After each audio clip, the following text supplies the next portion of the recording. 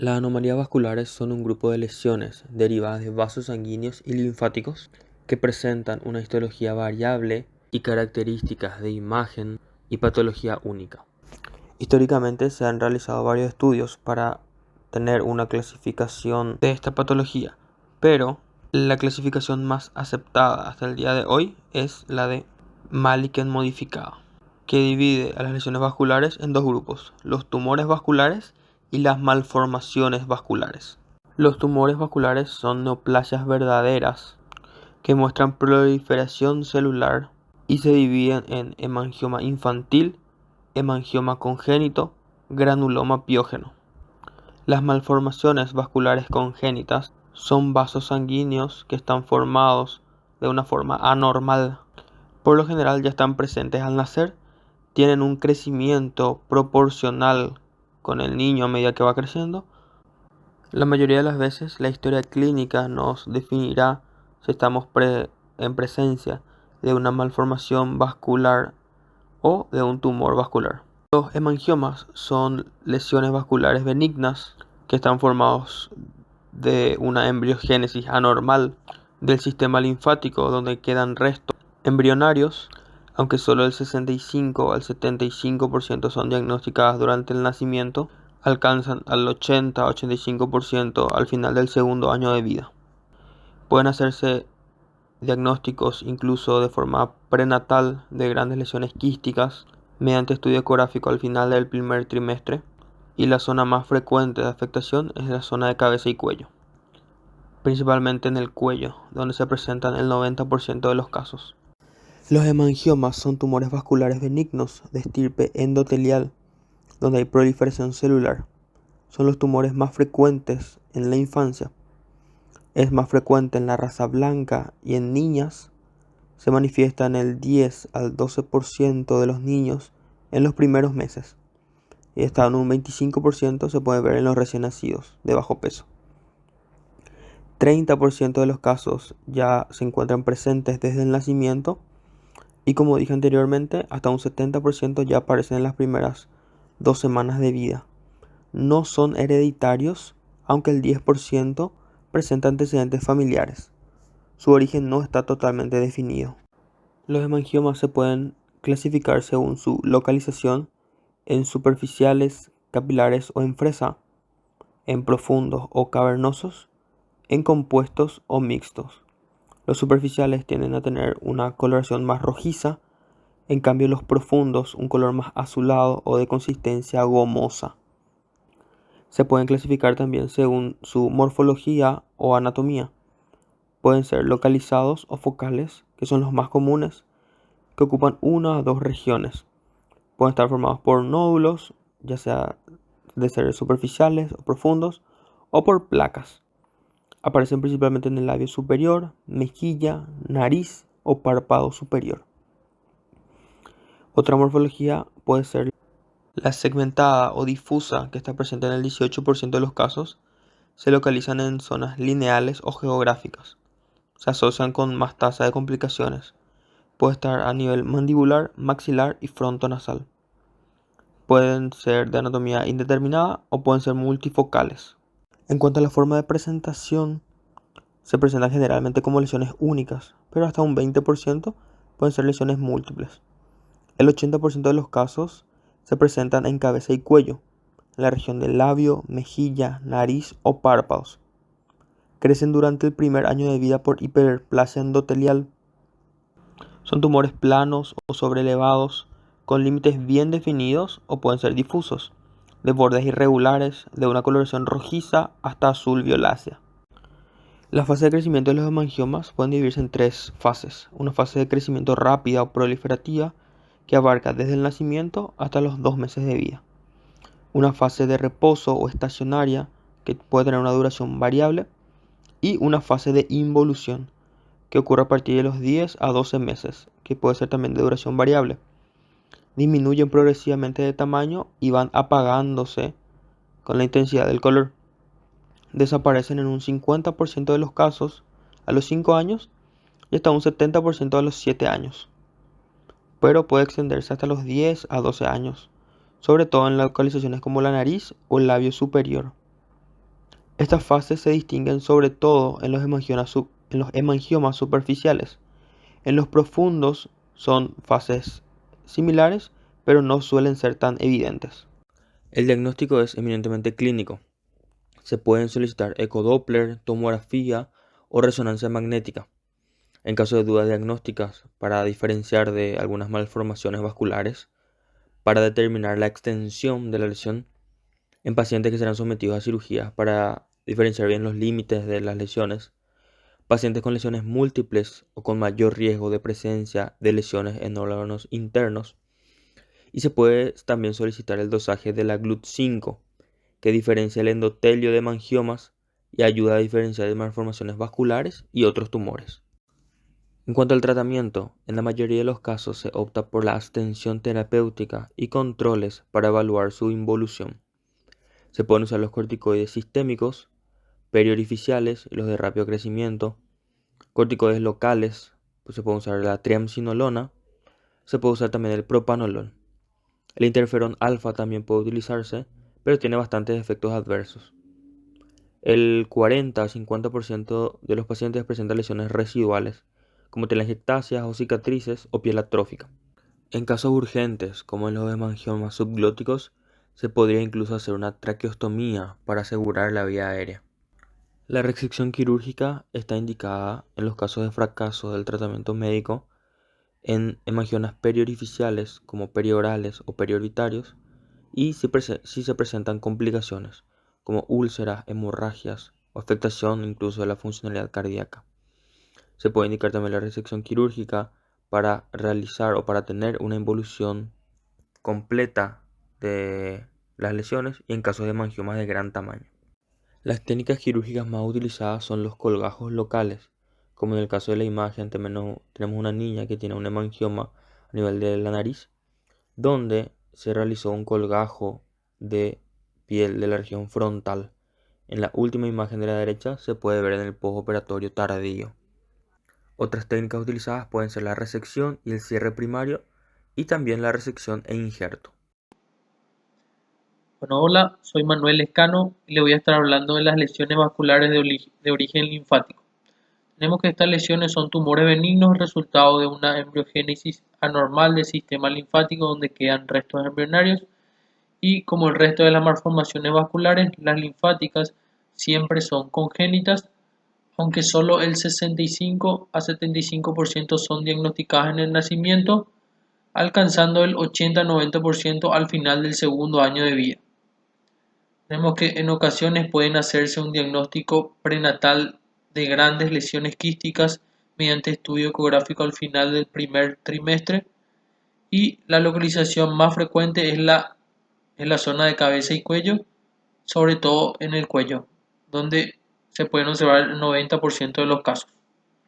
Tenemos que las malformaciones linfáticas difieren de los hemangiomas en que no proliferan y tienen elementos endoteliales normales y aunque continúan creciendo a lo largo de la vida por expansión lenta por acumulación de líquido dentro de ellas.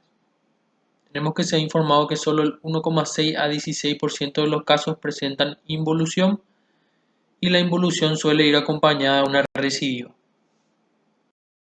Seguidamente hablaremos de las malformaciones vasculares.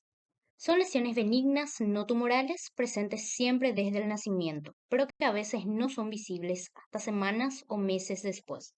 El crecimiento es no cíclico y crecen por hipertrofia. Se atribuyen a mutaciones esporádicas. Se cree que hay una incidencia familiar. Se ha encontrado un aumento en la actividad del receptor de la tirosina sinasa, TIE2, que participa en el desarrollo vascular temprano. 2 de 3 partes son de predominio venoso, sin predilección por grupos raciales y afecta por igual a hombres y mujeres. Seguidamente hablaremos de la clasificación. Se dividen en varios grupos. La primera son las simples, que son las capilares o venulares, las venosas, linfáticas o arteriales. Seguidamente se encuentran el grupo de las combinadas, que como su nombre lo dice, son combinaciones de las ya mencionadas anteriormente, como por ejemplo fístula arteriovenosa, malformación arteriovenosa, malformaciones capilares linfático-venosas, malformaciones capilares venosas, malformaciones linfático-venosas, malformaciones capilares arteriovenosas y las linfáticas capilares arteriovenosas. Después se encuentran las que son de bajo flujo, que son las malformaciones capilares, malformaciones venosas y las malformaciones linfáticas. Por otro lado, las de alto flujo son las malformaciones arteriovenosas, arteriales o las fístulas arteriovenosas.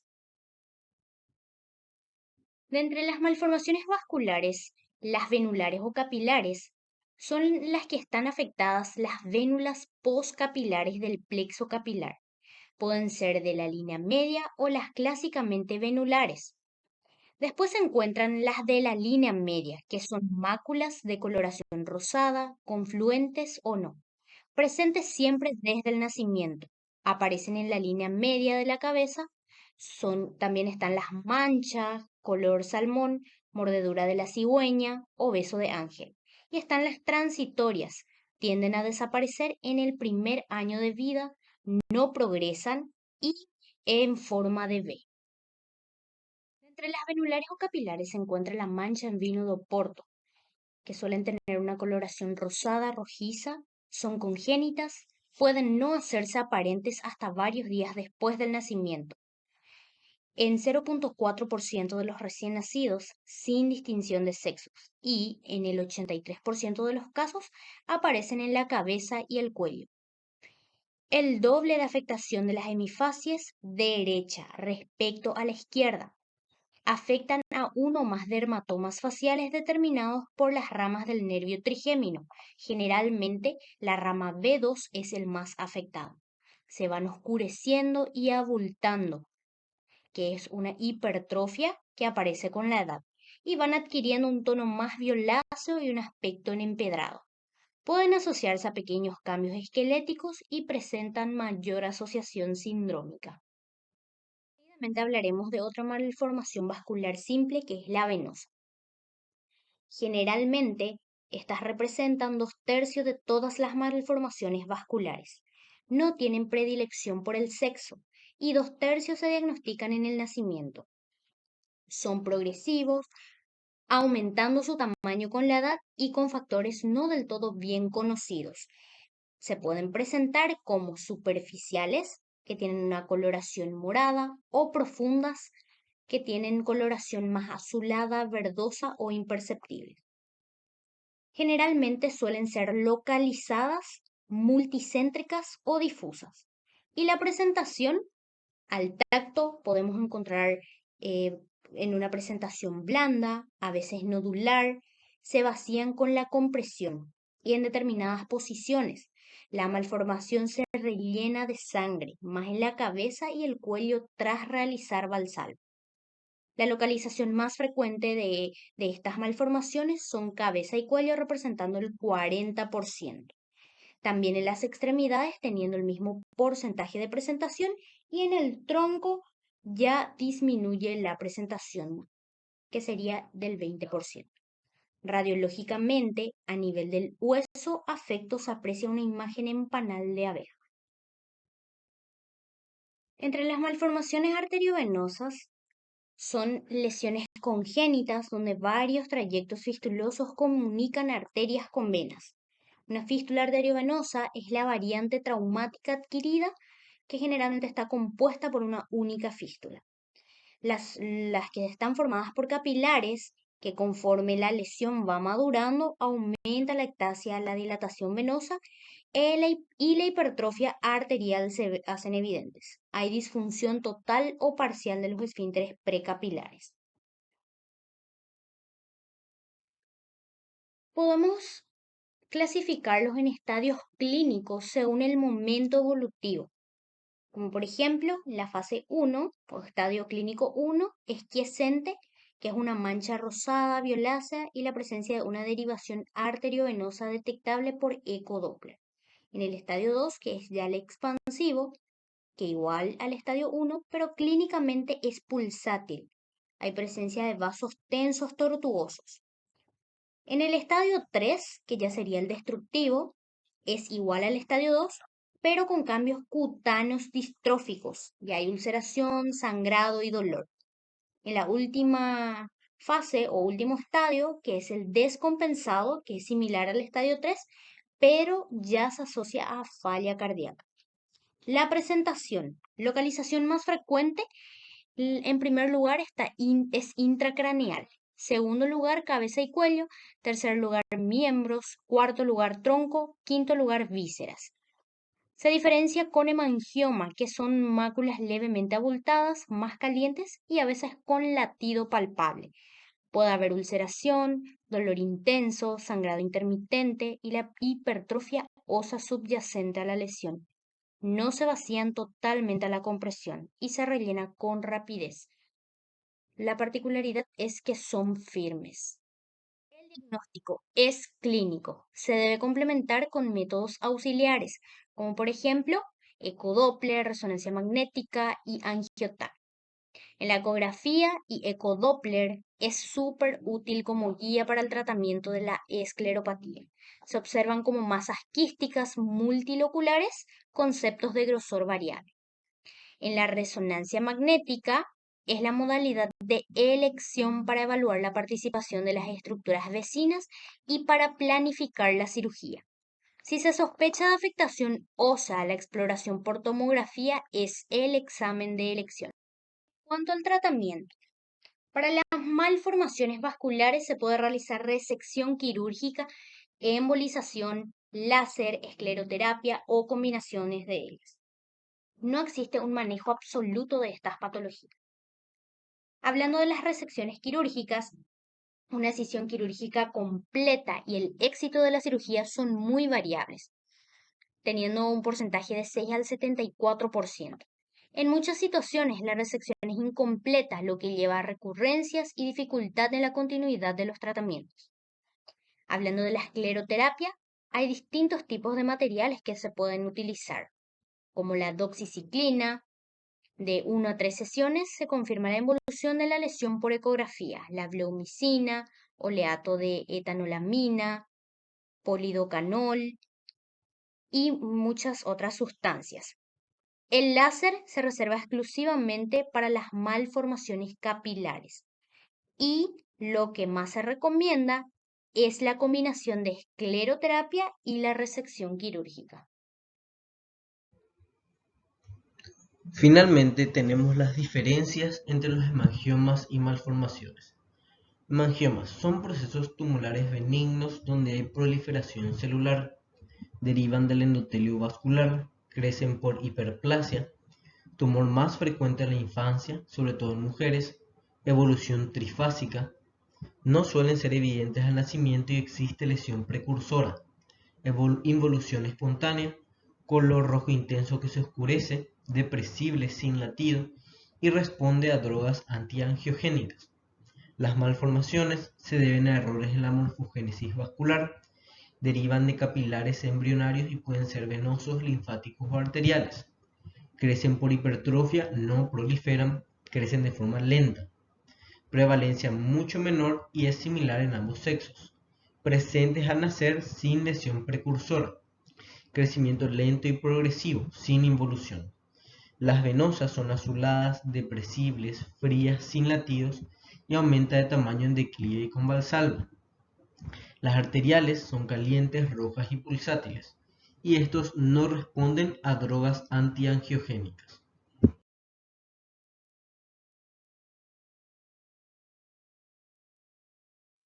Seguidamente hablaremos de las lesiones vasculares de origen linfático. Tenemos las variantes de tipo 1 microquística o difusa, que son linfangiomas por encima del miloioideo. Son quistes de un volumen individual de menos de 2 centímetros cúbicos, bordes mal definidos y edema masivo. Lesiones mucosas. Del tipo 2 o macroquística, o también conocida como localizada, son higromas quísticos por debajo del miloioideo. Uno o más quistes multitabicados de al menos 2 centímetros cúbicos, lesiones cervicales, masas indoloras, de consistencia gomosa no pulsátiles, recubiertas por piel de color normal. Y por último tenemos las mixtas, que son las presentaciones que involucran a las dos ya mencionadas. De las manifestaciones clínicas podemos mencionar que son frecuentes en los primeros 2 años de vida. Es una masa quística que aumenta de tamaño de forma asintomática. En la presentación tardía, el aumento repentino en el tamaño es característico. Presentan hemorragia espontánea en el 8% de los casos, infección del líquido quístico generalmente producido por infección de vías aéreas superiores, traumatismo accidental o terapéutico en el caso de las intervenciones quirúrgicas o por cambio hormonal.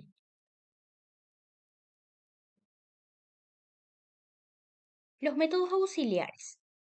Tenemos la ecografía, que generalmente es útil en caso de las masas quísticas multiloculares. La resonancia magnética es la modalidad de elección para planificar de manera efectiva cualquier intervención quirúrgica. También se encuentra en la tomografía computarizada, la punción aspiración con aguja fina